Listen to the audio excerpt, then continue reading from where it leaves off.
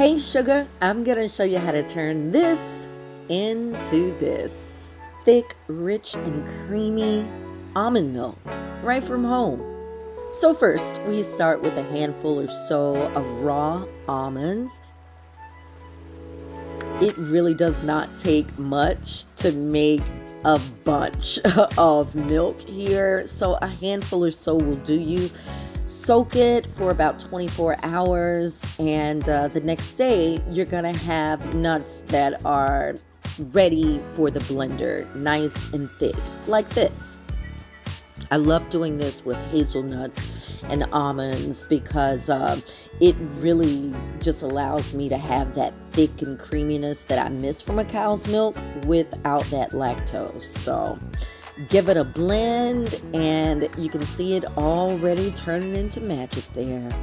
Now I love getting the most out of my nut milk by straining it in cheesecloth. So I'm putting that cheesecloth into a bowl and I'm just gonna pour. Oh, it's so beautiful.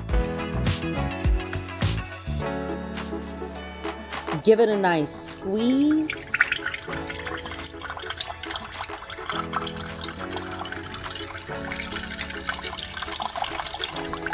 You can use your nut milk for creamers, for sauces, and that leftover pulp, once dried, will make an excellent almond flour. And look how thick. See, you can't see through that. And it tastes amazing. Oh,